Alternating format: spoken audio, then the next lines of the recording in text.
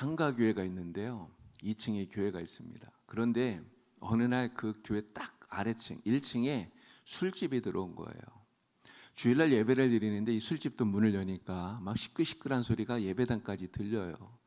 음악 소리도 들리고. 그러니까 예배를 드리는데 참 어렵죠. 이게 예배가 분위기가 엉망이 되는 거예요. 그래서 그날부터 목사님과 교인들이 기도를 시작을 했답니다. 무슨 기도했을까요? 저 술집 빨리 좀 나가게 해달라고 그렇게 기도를 한 거예요. 근데 그렇게 기도를 했는데 얼마 지나지 않아서 진짜 이 술집이 나가게 되었답니다. 좋아했죠. 좋아했는데 문제는 이 술집 주인이 이 목사님과 교회를 상대로 해서 손해배상 재판을 건 거예요.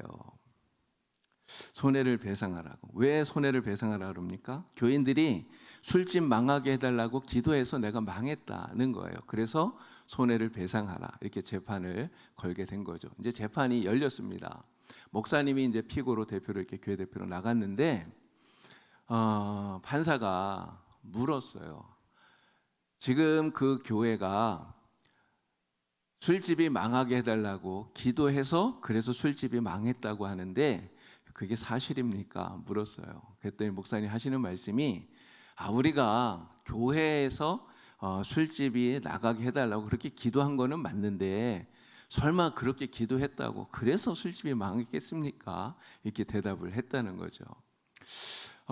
이 술집 주인하고 이 목사님하고 도대체 누가 더 진짜 믿음이 있는 건가 이런 생각이 좀 들긴 하죠. 여러분, 우리가 믿음에 대한 이야기를 참 많이 합니다. 우리는 믿는다는 이야기 정말 많이 하잖아요. 근데 이 믿는다는 거, 정말 믿는다는 게 뭘까 하는 거예요. 그냥 내가 입으로 나는 믿습니다, 아멘, 할렐루야 여러분 이렇게 말하면 여러분 그러면 그게 진짜 믿는 것일까요? 내가 입으로 말한다고 해서 정말 믿는 것일까? 사실은 그렇지 못하다는 거죠. 우리는 입으로 믿는다고 말은 하는데 정말 믿음이 행동으로 나타나지 못하는, 그래서 말하고 행동이 다른 경우가 사실 우리에게는 너무나 많다라고 하는 거예요. 자, 야고보는 오늘 우리에게 아주 충격적인 이야기를 하고 있습니다. 야고보서 2장 26절, 우리 2장 26절 말씀 같이 한번 읽어볼까요? 다시. 영은 없는 몸이 죽은 것 같이 행함이 없는 믿음은 죽은 것이니라. 아멘. 영혼이 없는 몸은 죽은 것입니다. 그와 마찬가지로 행함이 없는 믿음은 죽은 것이다 라고 야고보가 우리에게 이야기를 해요. 그런데 야고보의 이 말이 행함이 없는 믿음은 죽은 것일지도 몰라 라는 게 아니잖아요. 너무나 명확하게 이야기합니다. 행함이 없는 믿음은 죽은 것이다. 그 자체가 죽은 것이다. 이게 완전히 단정적으로 그렇게 이야기를 하고 있습니다. 이게 무슨 말일까요? 오늘 우리는 믿음이 있다고 이야기를 합니다. 믿는다고 말하고 믿음을 고백해요. 그런데 내가 믿는다고 말하는 이 믿음을 행함으로 드러내고 증명하지 못한다면 그러면 그 믿음이 죽은 것이다. 야고보는 이렇게 이야기를 하고 있다는 거예요. 자, 그러면 우리는 내아의 믿음, 지금 내가 믿는다고 말하는 우리의 믿음은 과연 살아있는 믿음인가 죽은 믿음인가? 여러분, 우리는 스스로 정말 점검을 해야 됩니다. 야고보의 이 말을 들을 때 나의 믿음은 살아있을까 아니면 죽은 믿음일까? 우리는 스스로 점검해 보아야 되는 거죠. 여러분들의 믿음은 살아있습니까? 죽은 것입니까? 여기 죽은 믿음을 가진 분들은 이 자리에 나오질 않아요. 오늘 수요일인데 오늘 정말 날씨도 뜨겁고 힘이 듭니다. 하루 종일 열심히 일을 하고 집에서 다 쉬고 싶고 편히 다 그런 마음 들잖아요. 자, 그런데도 불구하고 이 무더운 여름날, 이 뜨거운데 힘든데 피곤한데 그런데 이 수요일 저녁에 예배를 드리려고 이렇게 교회에 나왔다. 이게 무슨 의미일까요? 여러분들의 마음속에 심령 속에 있는 이 믿음은 죽은 믿음이 아니라 살아있는 믿음이다 라고 하는 것을 보여주는 그러한 증거가 되는 것이죠. 자, 그런데 이런 생각이 좀 죄송합니다. 이런 생각이 좀 들더라고요. 우리의 이제 믿음이 살아있는 거는 맞아요. 근데 살아있기는 한데 그 믿음이 그냥 살아있기만 하면 안 되고요. 건강한 믿음이 되어야 된다는 거죠. 건강한 믿음. 병든 믿음이거나 허약한 믿음이면 좀 곤란해요. 왜 그럴까요? 우리 육신도 마찬가지 아닙니까? 우리 육신에 병이 들면 내가 아무리 의지가 있고 아무리 열심히 뭔가 하고 싶어도 병이 들면 할 수가 없잖아요. 건강해야 그래야 우리가 무엇이든지 할 수 있는 거 아닙니까? 하나님의 일도 마찬가지 아니겠어요? 우리가 하나님의 선한 역사를 잘 이루어가길 원합니다. 하나님 위해서 진짜 큰일 하고 싶고 막 대단한 거 하고 싶어요. 그런데 아무리 내가 그런 생각을 가지고 있다 할지라도 내 믿음이 병이 들거나 허약하거나 그러면 하나님의 큰일을 감당하기가 어렵다는 거예요. 그래서 오늘 우리는 이 야고보서에 특별히 살아있는 믿음에 대해서 이야기하는 이 말씀을 잘 기억하고 나의 믿음을 잘 점검해서 여러분들의 믿음이 살아있을 뿐만 아니라 정말 건강한 믿음, 살아 역사하는 튼튼한 믿음, 이러한 믿음이 되기를 우리 주님의 이름으로 축원합니다. 건강한 믿음이 되고 살아있는 믿음이 되어서 우리 하나님의 선한 역사를 이루어 가시기를 우리 주님의 이름으로 축원합니다. 자, 오늘 말씀 보면 야고보는 죽은 믿음과 살아있는 믿음을 명확하게 구분을 하고 있어요. 죽은 믿음, 살아있는 믿음. 자, 죽은 믿음을 가지면 무엇이 문제일까요? 만약에 내가 가지고 있는 믿음이 살아있는 믿음이 아니라 죽은 믿음이라면 이런 가장 큰 문제가 무엇이겠습니까? 이 죽은 믿음을 가지고는 하나님의 나라, 천국에 들어가지 못하는, 결국 구원을 이루지 못한다는 것이 가장 큰 문제가 된다는 거예요. 자, 야고보서 2장 14절 말씀을 읽겠습니다. 야고보 2장 14절. 내 형제들아, 만일 사람이 믿음이 있노라 하고 행함이 없으면 무슨 유익이 있으리요? 그 믿음이 능히 자기를 구원하겠느냐? 야고보가 묻습니다. 행함이 없는 믿음, 이거 죽은 믿음이라고 얘기하는데 이러한 믿음을 가지고 있으면 이게 무슨 유익이 있겠느냐 하면서 그 믿음이 능히 자기를 구원하겠느냐 물어요. 이런 이 답이 뭐라고 지금 야고보가 이야기하는 겁니까? 그 믿음을 가지고 구원을 받을 수 있다는 거예요? 없다는 거예요? 왜 없다는 거예요? 죽은 믿음을 가지고서는 구원을 받을 수 없다라고 하는 것을 야고보가 우리에게 명확하게 말하고 있는 것입니다. 이런 죽은 믿음이라는 게 뭐겠습니까? 죽은 믿음. 죽은 믿음은 고장난 기계와 같다는 생각이 들어요. 아무리 대단하고 아무리 엄청난 기계라 할지라도 고장나서 녹슬어서 버려졌으면 그런 쓸모없는 거 아닙니까?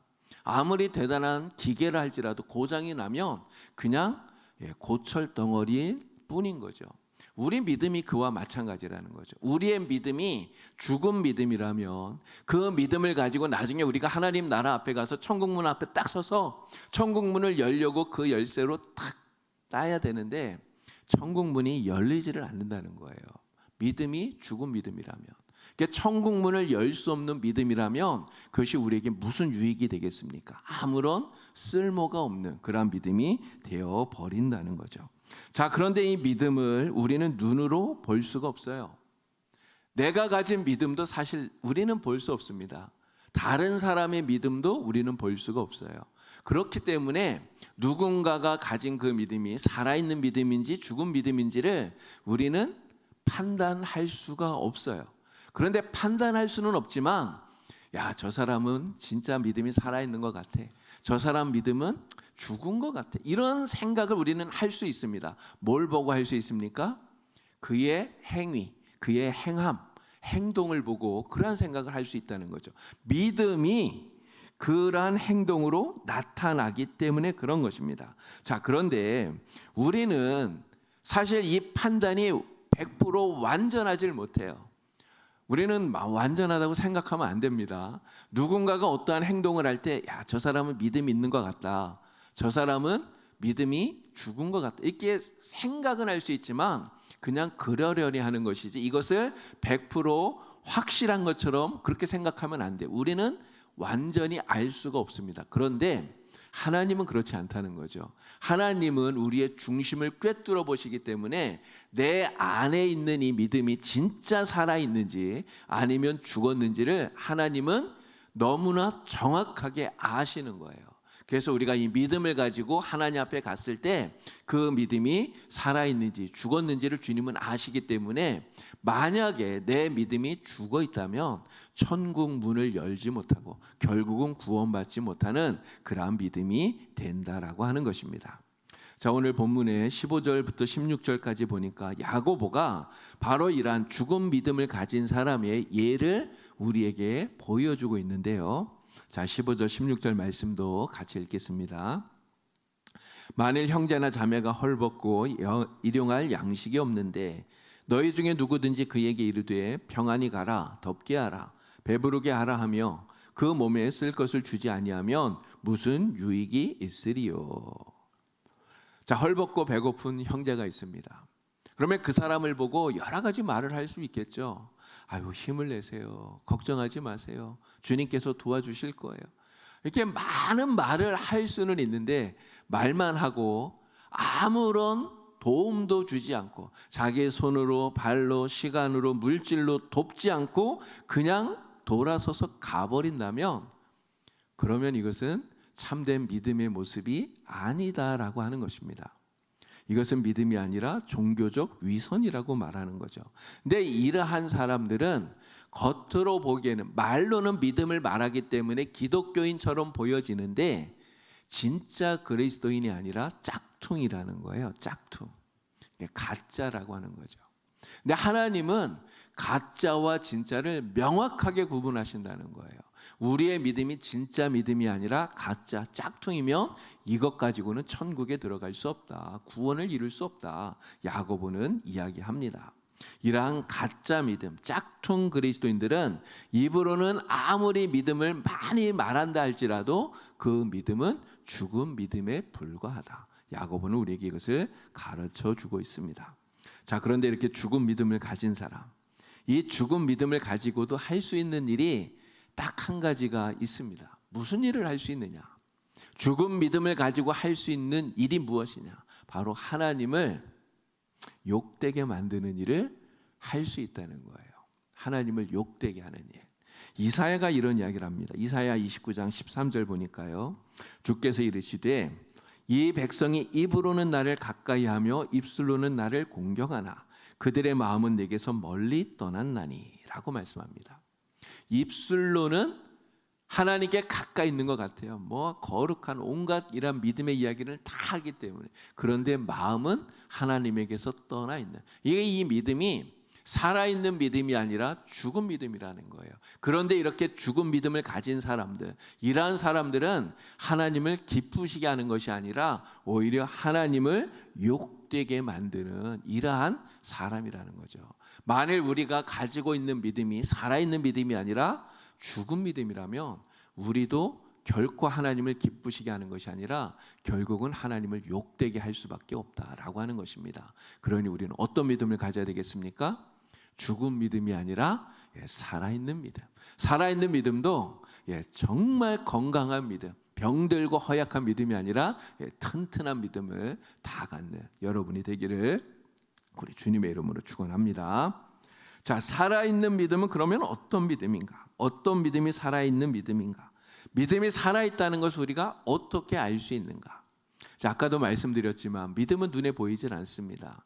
그런데 보이지 않지만 이 믿음이 살아있으면 반드시 구체적인 행동으로 드러나지고 보여진다라고 하는 거예요. 그래서 행동이 바로 살아있는 믿음, 믿음이 살아있다고 하는 것을 보여주고 나타내는 증거가 된다라고 하는 것입니다.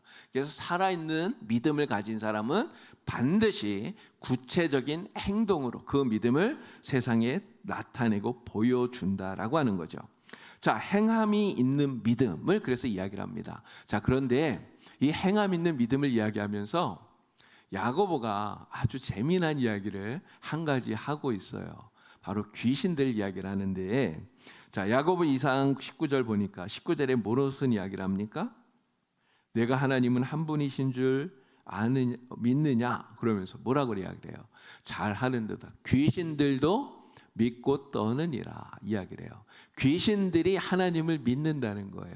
근데 하나님을 믿는데 그 믿음으로 두려워 떠는 이러한 행동이 나타난다는 거예요. 자, 그러면 우리가 이렇게 생각할 수 있지 않습니까? 믿음이 살아있고 그 믿음이 행동으로 나타나면 그 믿음이 나를 구원한다고 그랬는데, 그러면 귀신들도 하나님이 살아계심을 믿고 그리고 그 믿음을 가지고 두려워 떠는 이러한 행동을 가지고 있다면 이 귀신도 행함 있는 믿음을 가진 것 아닌가, 그러면 이 귀신들도 구원받는 게 아닌가, 이런 생각을 할 수가 있는 거잖아요. 여러분, 귀신이 구원받을 수 있습니까? 귀신은 구원을 못 받아요. 여러분, 왜 귀신은 이렇게 믿음을 가지고 행함도 있는데 왜 구원을 못 받을까요? 귀신이 구원받지 못하는 이유가 뭐겠습니까? 귀신이 가진 믿음은 불완전한 믿음이기 때문에 그래요. 구원을 이루는 완전한 요건을 갖추지 못한 믿음이기 때문에 그렇다는 거예요. 자, 그러면 구원을 이루는 완전한 요건이라는 게 무엇이겠습니까? 우리가 가지고 있는 이 믿음이 구원을 이루기 위해서는 중요한 세 가지 요건을 갖추어야 돼요. 그것이 바로 지정의라고 하는 것입니다. 지정의. 이런 지가 무엇입니까? 지가. 그러니까 아는 거잖아요. 하나님이 어떤 분인지, 예수 그리스도가 어떤 분인지, 예수님께서 나를 위해서 어떻게 행하셨는지, 어떻게 죽으셨는지를 우리가 배우고 또 듣고, 그래서 우리의 머리로 알고 깨닫는 거예요. 이게 지입니다. 이게 지적인 동의, 머리로 아는 거예요. 이런 정은 무엇입니까? 정. 이 정은 감정적인 반응이에요. 우리의 마음으로 반응하는 것입니까? 그러니까 받아들이는 거예요. 아, 내가 이렇게 죄인임에도 불구하고 예수님이 나를 대신해서 십자가에서 죽으셨구나 라고 깨닫고 우리의 마음이 거기에 반응하는 거예요. 아, 정말 주님의 은혜가 너무나 감사하다 깨닫고 감동하는 거예요. 바로 그 가슴 벅찬 깨달음, 이것이 바로 정입니다. 그럼 의는 무엇일까요? 의는, 이 의는 바로 나의 의지적인 순종을 말합니다. 의지적인 순종, 나의 의지로 결단하여 순종하는 것.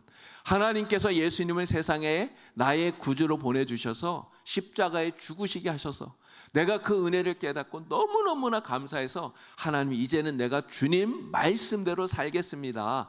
의지로 주님 말씀에 복종하고 순종하고 따라가는 것, 이것이 바로 의지적 순종이라는 거죠.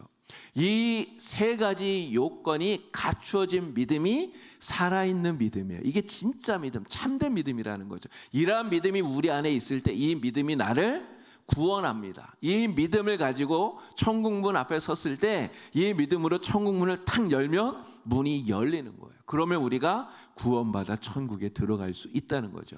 자, 그런데 아까 귀신들 이야기했잖아요. 아, 귀신도 믿고 떠는데, 하나님 믿는데, 행함이 있는데 왜 구원 못 받아? 이런 귀신의 믿음은 왜 불완전합니까? 단지 첫 번째, 지식적인 알미라고 하는 여기에만 딱 머물러 있기 때문에 그런 거예요. 단순히 머리로 아는 지적 동의, 요거에만 딱 머무는 거예요.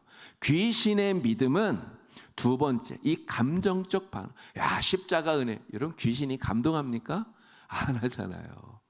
귀신이 그 감동에서 야, 내 하나님 말씀을 순종해야지 이렇게 합니까? 안 하잖아요. 두 번째, 세 번째, 이 요소가 귀신의 믿음에는 없는 거예요. 그렇기 때문에 이 불완전한 이 믿음을 가지고는 귀신이 하나님을 믿는다 할지라도 그 믿음으로는 구원을 받을 수 없다는 거죠. 자, 그런데 오늘 우리의 믿음이 만일 이러한 지식적 수준의 머리로 아는 여기에 딱 머물러 있다면 그럼 어떻게 되겠습니까? 그러면 이 귀신이 가진 믿음이랑 다를 바가 없는 거예요. 똑같은 믿음이 되는 거죠. 그냥 머리로만 아는 지적 동의에서만 딱 끝나버리면 그 믿음을 가지고는 우리도 구원을 받질 못하는 거예요. 그럼 두 번째 단계까지만 나가면요, 우리가 머리로 알아요. 그래서 반응합니다. 감정적으로. 야, 정말 주님이 나를 위해서 죽으셨어. 너무나 감사하다. 너무나 기쁘다. 근데 여기에서만 딱 끝나버리고 그 믿음이 아무런 순종의 결단으로 나아가지를 못하면 그럼 어떻게 됩니까? 그러한 믿음도 구원 얻는 참 믿음이라고 말하지 않는 거예요.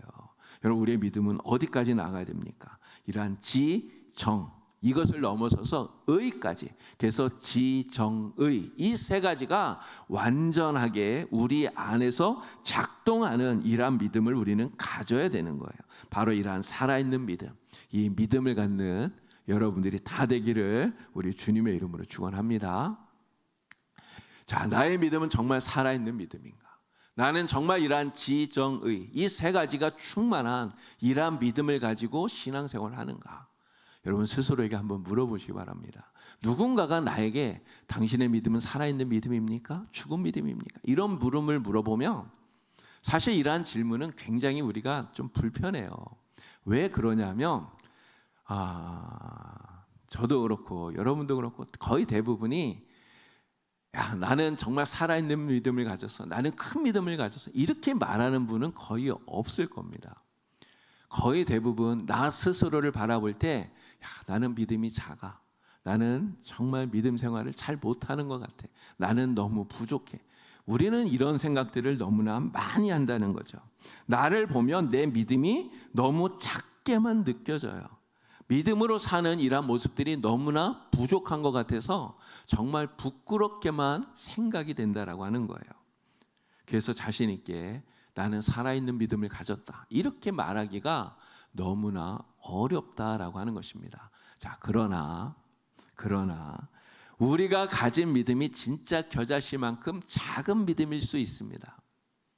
여러분들이 가진 믿음이 겨자씨만큼 작을 수도 있어요. 그런데 정말 중요한 것은 그 믿음이 살아있다라는 거예요. 살아있다. 여러분, 겨자씨만큼 작은 믿음이라 할지라도 그 믿음이 살아있으면 어떤 역사가 일어날까요? 예수님 말씀하셨잖아요. 너희의 믿음이 겨자씨만큼 작다 할지라도 이 산을 명하여 저리로 옮겨라 해도 그대로 되리라. 주님 말씀하지 않습니까? 정말 겨자씨만큼 작은 믿음이라 할지라도요, 살아있기만 하면 이 산을 명하여 저리로 옮겨라 해도 그대로 되는 기적이 일어나는 줄로 믿습니다. 여러분, 겨자씨만큼 작은 믿음이라 할지라도 그 믿음이 살아있기만 하면 그 믿음을 가지고 천국문 앞에 섰을 때 천국문이 열리는 그러한 기적이, 은혜가 나타나는 줄로 믿습니다. 중요한 것은 살아있는 믿음을 가져야 된다는 거예요. 자, 그리고 그 살아있는 믿음을 가지고 정말 하나님 말씀에 순종해서 말씀대로 행하려고 하는 이러한 애쓰고 노력하는 모습이 우리의 삶 속에 있어야 됩니다. 근데 그렇게 살면 어떻게 될까요? 시간이 지나면서 겨자씨만 했던 믿음이 자랍니다. 자꾸만 커가게 되는 거예요. 그래서 큰 나무처럼 큰 믿음이 되는 거죠. 그리고 그 믿음을 가지고 더 큰 하나님의 역사를 이루어 가게 되는 줄로 믿습니다. 사실 나 자신을 보면 내 믿음이 좀 작은 것 같아서 부끄러울 때가 얼마나 많은지 모릅니다. 아마 다 그럴 것 같은데, 그렇다 할지라도 여러분 그것 때문에 부끄러워하지 마시고 낙심하지 마시고 내 안에 있는 믿음이 살아있는 믿음이라고 하는 이 사실로 인해서 정말 기뻐하면서 이 믿음을 가지고 하나님 말씀대로 순종하고 말씀대로 행하려고 날마다 더욱더 애쓰는 여러분 다 되기를 우리 주님의 이름으로 축원합니다. 자, 행함으로 믿음을 증명해야 됩니다. 행함으로 믿음을 증명해야 돼요. 자, 오늘 말씀 보니까 행함을 가지고 자신의 믿음을 증명해낸 두 사람을 예로 들고 있어요. 그 가운데 한 사람이 바로 아브라함입니다. 자, 야고보서 2장 21절 22절 우리 같이 한번 더 읽어보겠습니다. 우리 조상 아브라함이 그 아들 이삭을 제단에 바칠 때에 행함으로 의롭다 하심을 받은 것이 아니냐. 내가 보거니와 믿음이 그의 행함과 함께 일하고 행함으로 믿음이 온전하게 되었느니라. 아멘. 자, 이 아브라함 이야기는 우리가 너무나 잘 알지 않습니까? 아브라함이 100세에 아들을 낳았어요. 이삭을 낳았어요. 믿음의 아들입니다. 그런데 하나님께서 아브라함에게 뭐라고 명령합니까? 내 아들, 내 사랑하는 독자 이삭을 내가 네게 지시하는 산으로 데리고 가서 번제로 드려라, 이야기를 합니다. 아들을 죽여서 제물로 드리라는 거예요. 여러분, 이 명령은 정말 아브라함이 순종하기 힘든 명령이에요. 사실 불가능한 명령을 하나님이 하고 있는 겁니다. 어떻게 아들을 죽여서 제물로 드릴 수 있습니까? 아들을 죽이라는 이 명령, 정말 너무나 어려운 이 명령인데, 근데 아브라함이 명령을 따르기 어려운 또 하나의 이유가 있어요. 왜 이 명령을 따르기가 어려운 것인가? 바로 하나님께서 아브라함에게 주신 그 약속을 깨뜨리는 것처럼 보여지기 때문에 그렇다는 거예요. 여러분, 아브라함이 왜 가나안 땅에 들어와서 살고 있습니까? 가나안 땅에 들어온 이유가 뭐예요? 하나님께서 약속하셨기 때문이죠. 창세기 12장에 하나님이 이 아브라함을 부르시면서 뭐라고 말씀합니까? 내가 너로 큰 민족을 이루겠다. 내가 너를 복의 조상이 되게 만들어 주겠다. 하나님 말씀하셨잖아요. 약속하신 거예요. 그래서 아브라함은 하나님의 그 약속을 붙들고 자기 고향을 떠난 것입니다. 그리고 가나안 땅까지 들어와서 산 거예요. 그리고 하나님이 자기에게 정말 많은 그러한 큰 민족의 조상이 되게 하겠다고 했기 때문에 자기 아들을 얻기 위해서, 후사를 얻기 위해서 정말 애를 쓰고 쓴 겁니다. 그렇게 해서 100세의 아들을 낳았잖아요. 여러분, 이 약속의 아들이 얼마나 중요합니까? 그냥 아들이 아니라 하나님이 자신에게 주신 약속을 이루어 나갈 약속의 씨예요. 그런데 하나님이 그 약속의 씨인 이삭을 죽여서 제물로 드리라고 얘기를 해요. 이 말은 하나님이 아브라함에게 주셨던 그 약속을 깨뜨리는 것처럼 보여진다는 거예요. 여러분, 그러니 아브라함이 그 명령을 어떻게 행할 수가 있습니까? 정말 하기 너무나 어려운 이러한 명령인 거죠. 할 수 없는 일이라고 하는 겁니다. 자, 그런데 아브라함이 어떻게 했는가? 창세기 22장 3절을 보니까 뭐라고 말합니까? 아브라함이 아침에 일찍이 일어나, 이렇게 이야기를 해요. 하나님께서 명령을 하신 이것을 들은 그 다음 날 아침 일찍 일어났다는 거예요. 여러분, 우리 하기 싫은 일이 있으면은 정말 이 밤이 지나가지 않기를 막 간절히 막 이런 마음이 있을 거 아닙니까? 그 다음 날 아침에도 어떻게든지 막 이렇게 시간을 질질 끌고 막 이럴 텐데 아브라함은 그렇게 하지 않았다는 거예요. 아침에 일찍 일어나서 준비합니다. 그리고 길을 떠나는 거예요. 근데 이 말씀에 보면 아브라함이 하나님에 대해서 하나님 왜 그러십니까? 도대체 이유가 뭡니까? 묻지를 않아요. 아무런 질문도 하지 않아요. 이해할 수 없는데 너무나 답답한데, 너무나 가슴이 아픈데, 그런데 아브라함은 아침 일찍 일어나서 하나님의 명령 그대로 순종하고 있다는 거죠. 자, 아브라함이 왜 이렇게 할 수 있었는가? 그 이유를 히브리서에서는 이렇게 가르쳐 줍니다. 히브리서 11장 19절 말씀 우리 같이 함께 읽어보겠습니다. 그가 하나님이 능히 이삭을 죽은 자 가운데서 다시 살리실 줄로 생각한지라. 아멘. 왜 그렇게 했다고요? 하나님께서 이삭을 다시 살리실 거라고 믿었기 때문이라는 거예요. 내가 하나님 말씀에 순종해서 이삭을 제물로 드리지만 그러나 하나님이 다시 살리실 거야. 확실하게 믿는 믿음이 있었기 때문에 그 믿음을 가지고 아브라함은 아들을 포기하는 이 고통을 무릅쓰고 하나님 말씀에 순종하고 있다는 거죠. 그래서 야고보는 아브라함의 이 믿음을 뭐라고 부릅니까? 오늘 말씀을 보니까 바로 행함과 함께 일하는 믿음이라고 불러요. 행함으로 온전케 된 믿음이다, 이렇게 부른다는 거죠. 자, 행함으로 자신의 믿음을 증명한 또 한 사람으로서 기생 라합을 예로 들고 있습니다. 자, 25절 말씀 우리 같이 한번 더 읽겠습니다. 또 이와 같이 기생 라합이 사자들을 접대하여 다른 길로 나가게 할 때에 행함으로 의롭다 하심을 받은 것이 아니냐.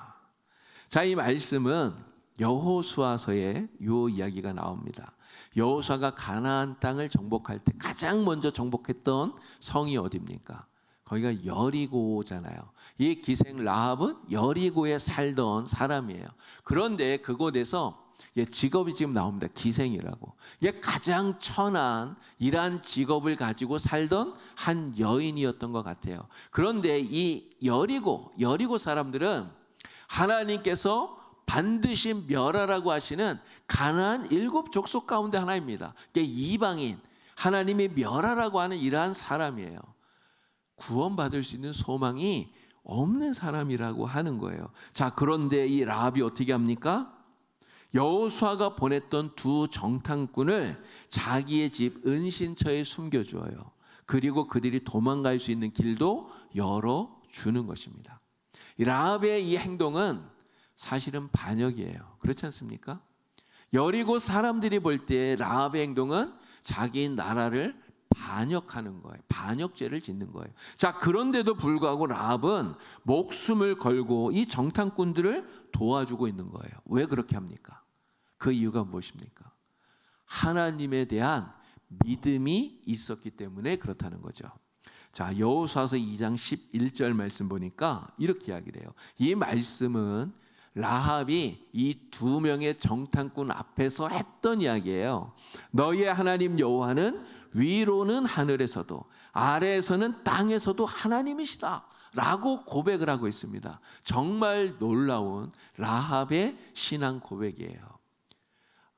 여리고 사람들이 섬기던 신이 있습니다. 우상들이 있어요. 그러나 라합은 이 여리고에서 자기가 섬기던 우상들, 이 헛된 우상이 나를 구원해 줄 수 없다는 것을 확실하게 알았던 거죠. 그런데 소문으로 들은 이스라엘의 하나님, 홍해를 가르고 이 가나안 땅을 그들에게 주신, 광야에서 그들을 보호해 주신 그 하나님이 나를 살려주고 구원할 수 있는 참된 신이라고 하는 것을 믿는 믿음이 라합에게 있었던 거예요. 그 믿음을 가지고 라합은 어떻게 합니까? 정탐꾼을 숨겨주고 정탐꾼들이 도망갈 길을 열어주고, 그리고 정탐꾼들이 자기에게 말한 대로 자기의 집 창문에 붉은 줄을 달아매는 거예요. 야고보의 이 행동, 이 라합의 이 행동은 바로 목숨을 걸고 하나님의 말씀에 순종하는 믿음의 결단이라고 말할 수 있는 거죠. 그래서 야고보는 이 라합의 이 믿음을 뭐라고 말합니까? 행함과 함께 일하는 믿음, 바로 행함으로 온전하게 된 믿음이었다라고 이야기를 하고 있는 거예요. 바로 이 아브라함의 믿음과 라합의 믿음과 같이 행함으로 그 믿음을 증명하는 이 믿음이 살아있는 믿음이다.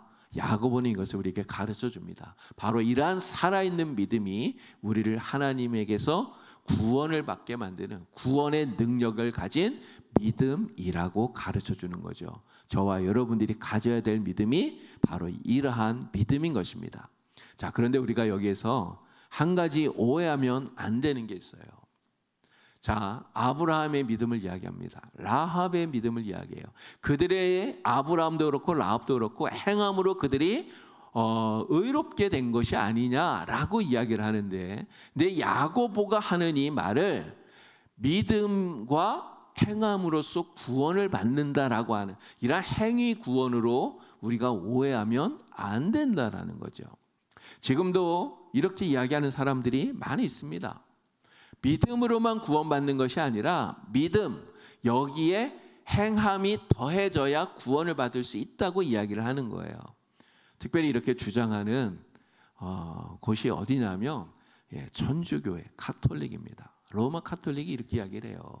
믿음으로만 구원받는 것이 아니라 믿음의 행위가 더해져야 된다는 거예요. 그 행위가 있어야 구원을 받는다. 그러나 야고보는 지금 이걸 말하려고 지금 이야기를 하는 게 아니라는 거예요. 여러분, 믿음은 무엇으로 받습니까? 오직 믿음으로 받는 거예요. 믿으십니까? 예, 믿음으로 받아요. 예수님이 나의 구주이심을 우리가 믿고 그 믿음이 우리를 구원해 주는 거예요. 자, 그런데 야고보가 뭘 말하고 싶은 거예요? 그냥 입으로만 난 믿어. 그러면 끝. 이렇게 말하는 사람들이 있기 때문에 그건 아니야 라고 말하는 거예요. 우리가 믿는다고 말할 때 그 믿음은 바로 행함으로 증명할 수 있는 믿음, 살아있는 믿음이어야, 그래야 그 믿음이 진짜 우리를 구원하는 믿음이다. 이거를 가르쳐 주고 싶었던 거죠. 우리를 구원하는 믿음, 우리는 믿음으로 구원받는데 그 믿음은 살아있는 믿음이어야 하고, 그 살아있는 믿음은 반드시 행함으로 증명이 된다. 그러니 우리는 행함이 있는 살아있는 믿음을 가져야 된다. 요거를 야고보가 말하고 싶었던 거라는 거죠. 그래서 야고보의 이야기는 지금 로마서에서 바울이 이야기하는 오직 믿음으로 구원받는다, 이 신칭의 이 교리와 배치되어지는 게 아닙니다. 배치되어지는 것이 아니라 야고보의 이 가르침은 바로 바울이 이야기하는 이 이신칭의 이 교리를 더 보강해 주는 그런 가르침이다. 우리가 이렇게 이해를 하면 좋을 것 같아요. 자, 우리가 믿습니다 라고 하는 이런 말을 참 많이 하는데, 또 어떤 사람들은 이 믿습니다 라고 하는 말을 그냥 습관처럼 반복하기도 합니다. 우리가 믿습니다, 아멘, 이 이야기를 정말 많이 하는 것 좋아요. 그런데 믿습니다 많이 하는 것 좋지만 그냥 말로만 하는 여기에서 끝나면 안 된다는 거예요. 우리는 믿습니다, 아멘, 그냥 말로만 하는 것을 넘어서서 온전히 헌신으로 우리의 믿음이 드러날 수 있도록 이러한 단계까지 나아가야 된다는 거예요. 그래서 야고보가 우리에게 분명하게 말하는 것이 무엇입니까? 믿음은 단순한 신뢰 수준을 넘어서서 헌신의 단계까지 나아가야 된다. 헌신의 모습으로 드러나야 된다. 이것을 가르쳐 주고 있는 거예요. 많은 사람들이 이게 믿는다 말은 많이 하는데 자신을 드리는 이러한 일에 인색하다는 거죠. 자기의 시간을 드리고 물질을 드리고 열정을 드리고 생명을 드리고 이러한 일들에 정말 인색한 이러한 모습들이 많이 나타납니다. 믿는다고 말은 하는데 그 삶의 모습을 보면 여전히 자기 중심적인, 자기를 중심으로 살아가는 이런 사람들이 너무나 많다라는 거죠. 그러나 진짜 믿음은 말로써 끝나는 것이 아니라 헌신으로 나아간다는 거예요. 나의 가장 소중한 것을 아낌없이 드리는 이러한 헌신으로까지 나아갈 때 그 믿음이 진짜 살아있는 믿음이 된다는 것입니다. 야고보가 오늘 말씀 가운데 두 예로 들었던 사람들, 아브라함, 라합. 아브라함은 자기의 가장 사랑하는 아들을 번제로 드리는 이러한 헌신으로 그 믿음을 드러내지 않았습니까? 라합은 자신의 목숨을 걸고 정탐꾼을 숨겨주는 이러한 헌신으로 자신의 믿음을 증명한 거예요. 이렇게 믿음은 말로 보여주는 것이 아니라 결단하고 행동하는 헌신으로 드러나는 것이다. 우리는 이것을 분명히 기억해야 됩니다. 예수님께서 이 성전에서 헌금을 드리는 그런 사람들을 보시다가 이 한 가난한 과부를 보셨는데, 이 가난한 과부가 2렙돈의 헌금을 하나님께 드렸어요. 근데 이 2렙돈, 예수님 말씀합니다. 그냥 자기의 생활비 전부라고 이야기를 해요. 2렙돈 자체가 사실 굉장히 적은 금액입니다. 그런데 이 적지만 이것이 이 과부에게는 자기의 생활비 전부라는 거예요. 근데 생각해 보면 여러분, 이 2렙돈이 내가 가진 생활비 전부인데 이거 드리고 나면 난 아무것도 없는 거잖아요. 그런데 어떻게 이 여인은 이 2렙돈, 자신의 생활비 전부인 이것을 하나님께 바칠 수 있었을까? 여러분, 바칠 수 있었던 이유가 무엇이겠습니까?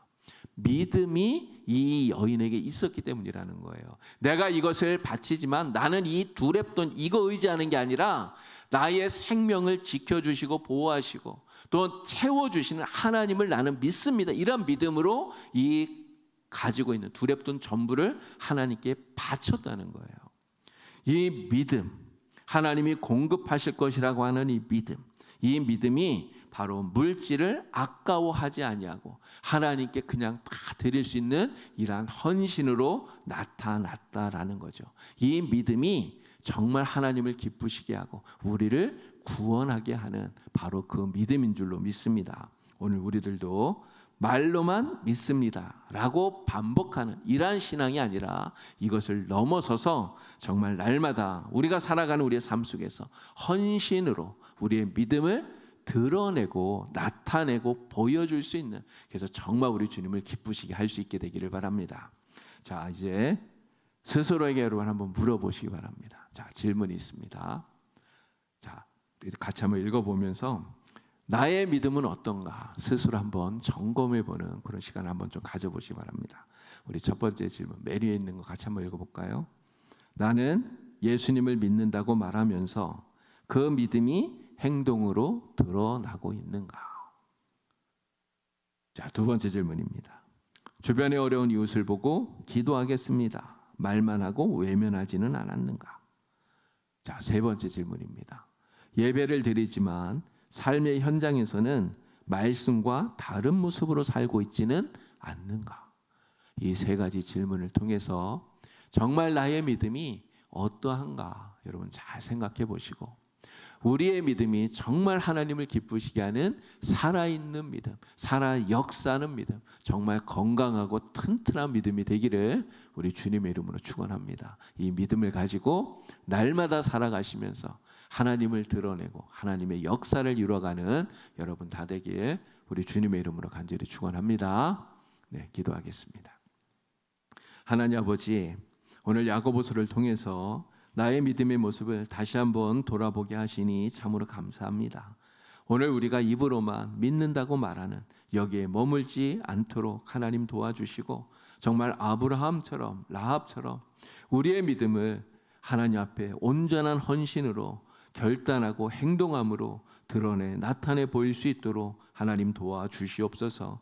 우리의 삶이 정말 이 세상 속에 빛으로 소금으로 아름답게 드러나는 아름다운 믿음의 삶이 되기를 간절히 원합니다. 이러한 모습을 통해 우리 하나님을 기쁘시게 하고 또 날마다 하나님의 선한 역사를 이루어나가는 우리 모든 성도들 다 될 수 있도록 하나님 역사하여 주시옵소서. 예수님의 이름으로 기도드리옵나이다.